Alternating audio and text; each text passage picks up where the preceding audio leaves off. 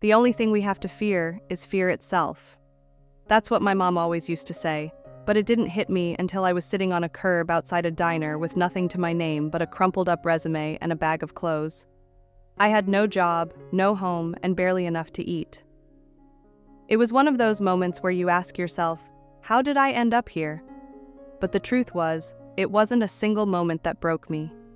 It was years of struggling to get by, barely staying above water, and letting fear guide every decision I made.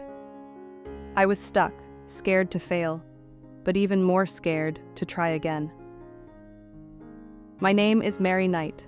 I grew up in a small town called Putnam in Texas with a single mom who worked long hours in a factory. We were always scraping by. I started working young, trying to help her out, but we could never get ahead. When I graduated high school, I thought I'd finally get out and make something of myself. But college wasn't in the cards. There was no money for it, and every job I could find was low-paying, dead-end work. Then Mom got sick. I dropped everything to take care of her, and that's when everything really fell apart. The medical bills piled up, and after she passed, I was left with nothing. The money we had saved was gone, the apartment was gone, and I was alone. I couldn't keep up with rent, and soon enough, I was living out of my car, bouncing between temporary jobs that paid just enough to survive. One day my car got towed, and I lost the last bit of stability I had. That's when I found myself sitting outside that diner, staring at the "Help Wanted" sign, too afraid to walk in and ask for the job. I was scared of more rejection, scared of more failure, but then I heard my mom's voice in my head, reminding me of what she always said. The only thing we have to fear is fear itself. In that moment, I realized something. Fear had been controlling me for as long as I could remember.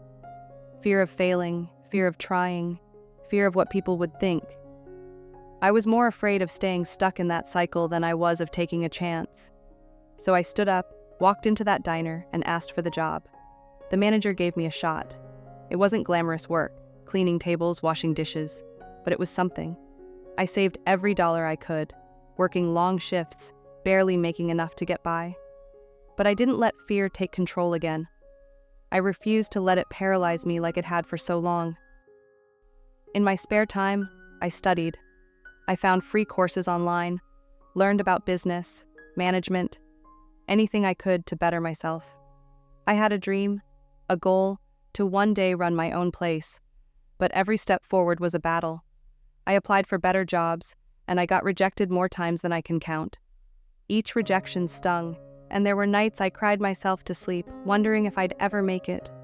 But I didn't give up. The fear was always there, whispering in the back of my mind, telling me to quit. But I kept hearing my mom's words. Fear was the only thing standing between me and the life I wanted. So, I pushed through it. One day, after months of working, saving, and learning, I got a call. A small business needed a manager, and they were willing to give me a chance. It wasn't much, but it was a huge step forward for me. I worked harder than ever, pouring everything I had into that job. I learned everything I could about running a business, about managing people, and slowly, over time, I started to climb out of the hole I had been in for so long.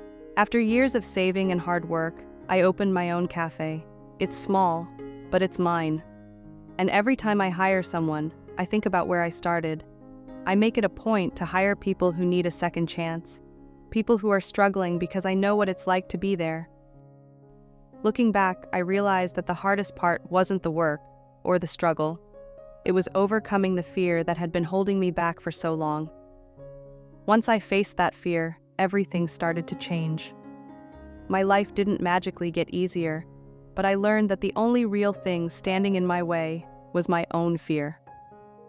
So now, when things get tough, and they still do, I remind myself of that lesson. Fear doesn't have power unless we give it power. And if you liked this story, please subscribe to this channel in order to help us grow and produce more content.